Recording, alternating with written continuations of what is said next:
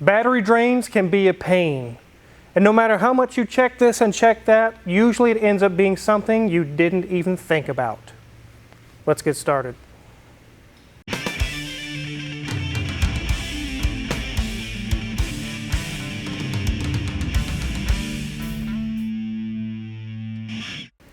This is my mom's car. It is a 2010 Honda Accord. I was very proud of them when they purchased it. My dad also purchased a Toyota Highlander. Both times they asked me, what kind of car should we look for? We're getting up in our age. We don't want something that's always broke all the time.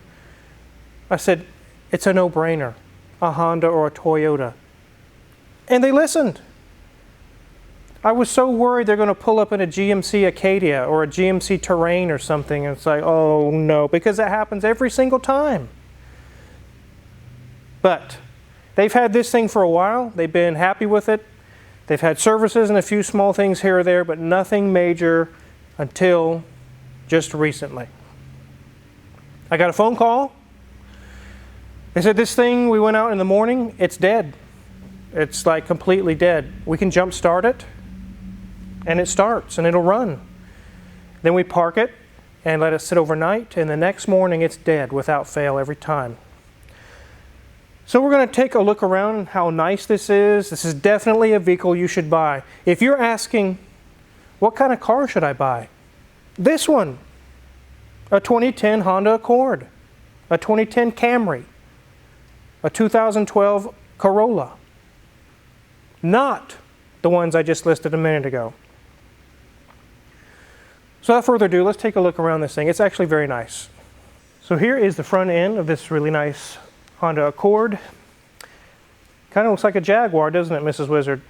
Kind of like the new Jaguars. Yeah, I think this is what the style they were going after. The XF and the XJ and all those, this is exactly what they're going after. Okay, so there's some nice tires. The wheels are aluminum alloys. I don't know if they're 15s or 16s or what they are. Let's see if we can find out. They are 16s, which should be pretty easy to find tires for. My dad takes pretty good care of his vehicles. He keeps them clean. He doesn't trash them. He doesn't ignore services. He doesn't ignore maintenance. They've had this thing for what, like 10 years? Probably. They've had it a long time. They've had it quite a long time, yeah. And we come around to the back. Even the rear tail lenses are still crystal clear.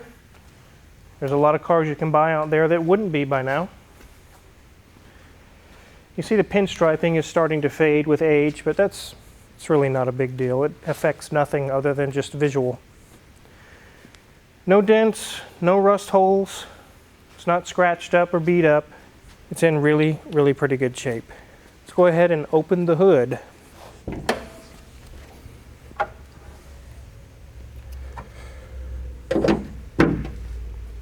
There's our Honda 2.4 liter four-cylinder. You could have gotten these with the V6 as well.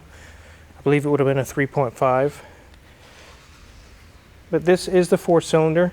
I recommended that to them when they bought this car. That's ease of maintenance. You know, they're not trying to hot rod around or maximum acceleration or anything like that. They just want to cruise from point A to point B. These things are dead reliable. They're good on gas. And if it needs a tune-up, it's only 4 spark plugs, which are underneath this cover. If the injectors go bad, there's only 4. The belt is easy to get to. You could change out a radiator really quickly if you needed to. Nothing's in the way. You can see right here, here's the alternator. That was one of the things they had checked with this issue they were having where it was dead every morning. And it tested perfectly fine, 14.2 volts. Here's our battery. I don't think it is the correct battery for this vehicle, but it's still good. It's very, very strong. So might as well get life out of it anyway. It's never given them any trouble up until now. They've had it tested a few times and they say the battery is good. And they are correct. We charged it up, we tested it, and my Midtronics DSS 5000 told us it is a good battery. So I trust it. It is a good battery. Again, these are great engines. They're easy to work on. They last a long time. This vehicle is getting close to 100,000 miles. Let's go ahead and look inside the interior.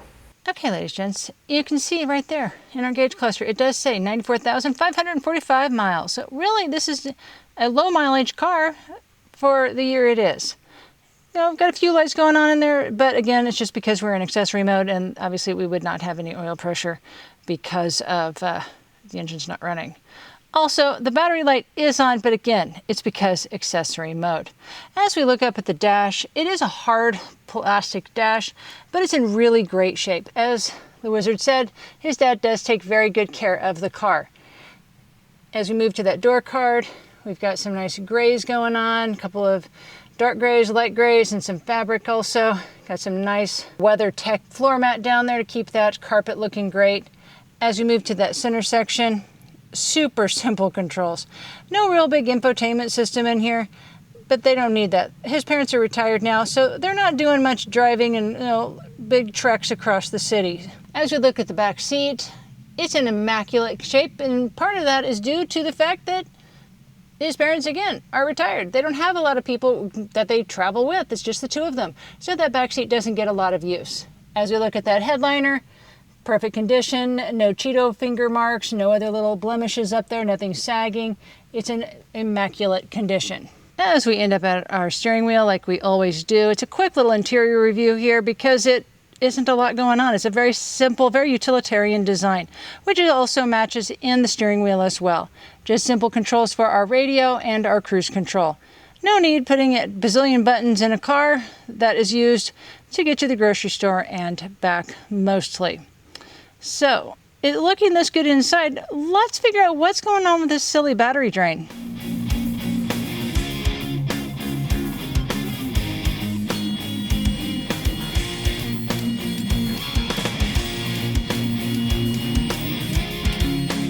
So we'll get to the battery drain here in a minute, but let's take a look underneath the car. This is about a 95,000 mile Honda Accord. If this were a Chevy or a Ford or a Kia, there would be fluid and stuff all over the bottom. There would be problems going on. Let's see if that's true for a Honda.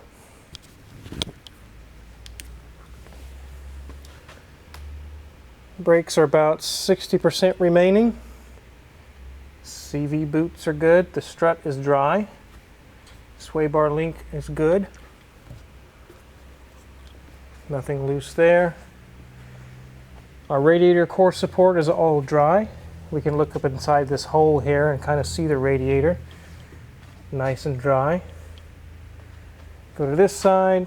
Brakes are 60% remaining. Nothing loose there. Sway bar link is good. CV boots are good. Strut is dry. Steering rack is dry. So there is one tiny drip right here, and it's actually just the grease in this bearing for the CV shaft, but it's not causing any issues, and it's not serviceable, so we're just gonna let it go. It's doing just fine. But if you look under here, it's dry. It's like a desert. There's a tiny seepage of something there, but it's probably from up above when they did an oil change or something. No drips. Everything is nice and dry except for this little guy. Our exhaust is getting kind of rusty, but is in good shape and it's holding well. They still have their cat, which is good. Everything's looking pretty good. Shiny new resonator there. Here's our panels all in place.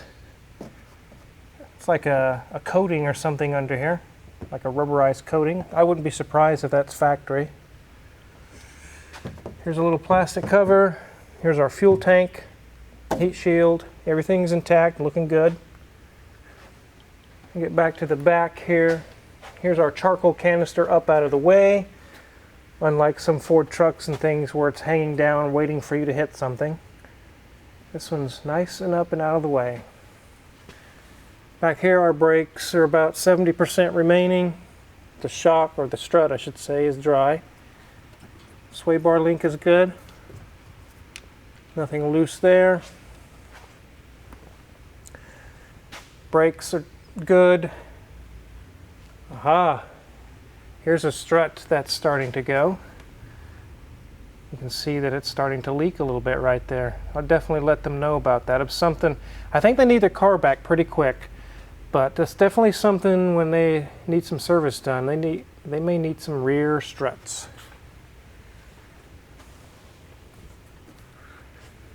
But otherwise, everything looks pretty good.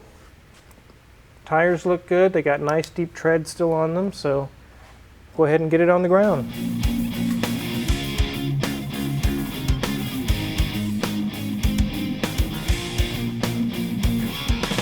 So really it's not that bad. One strut, and there's a little bearing that's leaking a little grease out. It's not hurting anything. We're just going to let that ride, but I definitely will let them know about the strut. It's not anything that's going to cause a danger right now. I'll let them know ahead of time you need to start planning for a strut. So probably both of the rear ones.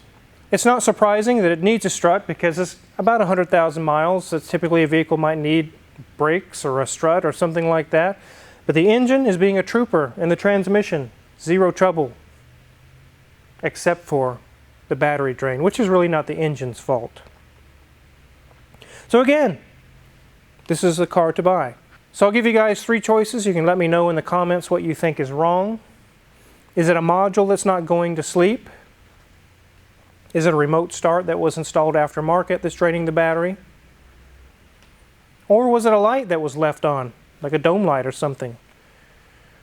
Let you guys place in the comments what you think it is. Now, when I got the phone call, there was the question, what could it be? And you can go through a whole list of things. It could be a module not going to sleep. It could be a battery with a bad cell. It could be the alternator, a diode, or something's bad and it's actually draining the battery. It could be an aftermarket cruise control or an aftermarket alarm system or remote start, any of those things. After so many years, they fail, and then usually when they fail, they start draining the battery. I've hacked out so many of those over the years. The customer says, just cut the wires. I'm tired of this. Just cut it out. 5 to 10 years, those remote start things are going to drain your battery. They always, always do. One of the Christmas presents that she had one year from my dad was a remote start. It does have one on it. So I thought, that's probably what it is. So they took it, like I said, to the parts store. They took it here, they took it there, they got this tested, that tested. They were at their wits' end, and then they called me again. They're like, look, this is the second or third time this morning. This thing is just stone dead in the morning. We need to bring it up to you. I don't know what's going on with this car. We've tried this, we tried that. We're giving up. And I gave them the same spiel I always give people. Did you check the dome lights? Did you check for a USB charger or something in an auxiliary or cigarette lighter port, kind of what I know it by?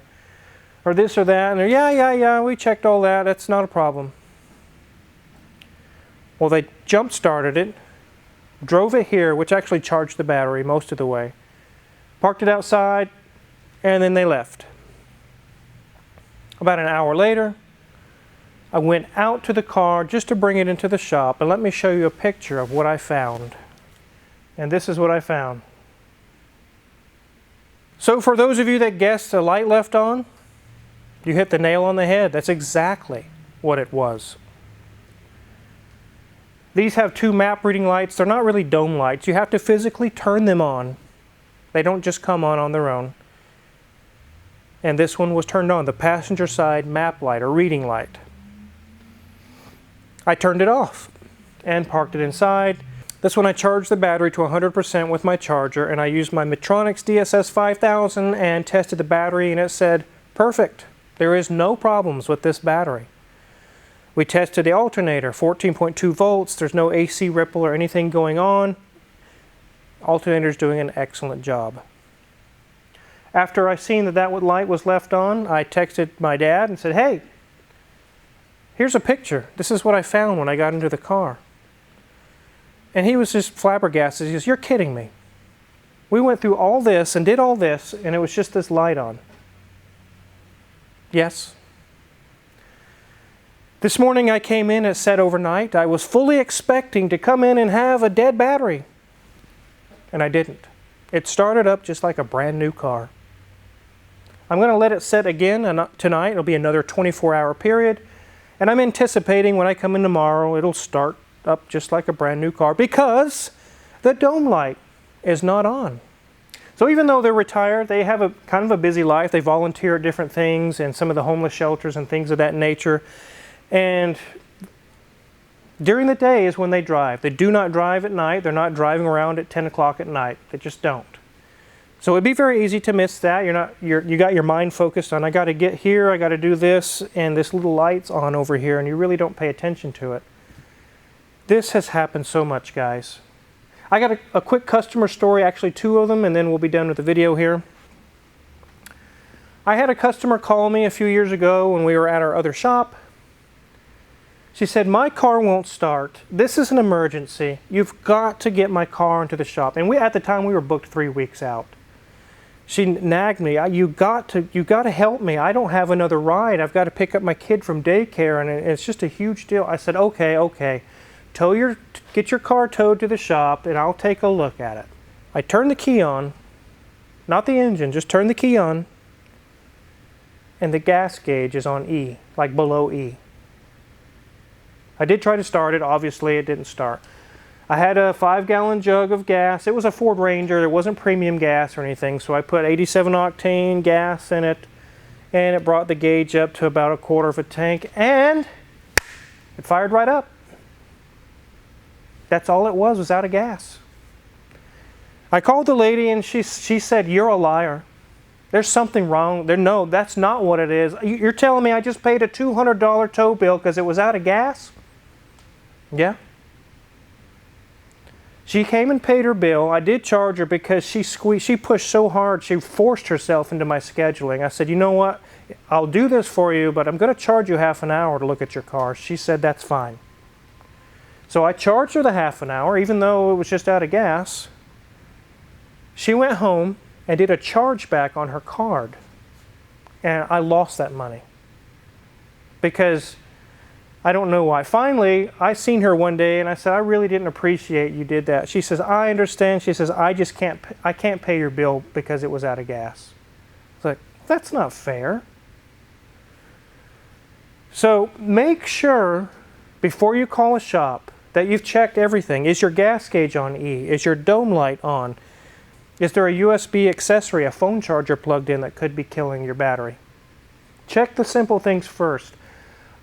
Obviously, I'm not going to charge my own parents to look at their car. But there are some shops out there, they're going to hammer it to you. Because you didn't check to see if your fuel gauge is on empty, they don't care.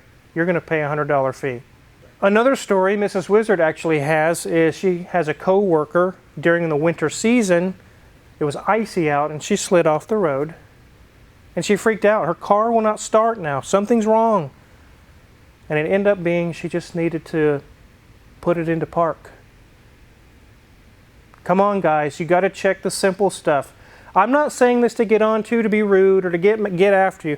I don't want you guys to get charged. You probably will get charged if you don't check this stuff. You have to. I'll check this in the morning. I'm pretty sure it's going to start right up. It did again just a minute ago when I pulled it onto the lift. And if everything checks good, I'll let my parents come pick up the car, obviously free of charge. And the problem is solved.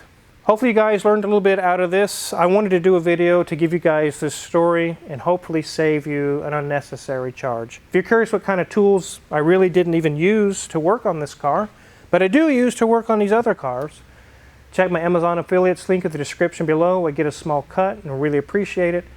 And make sure to hit the subscribe button because we have a really cool project coming. Thanks for watching.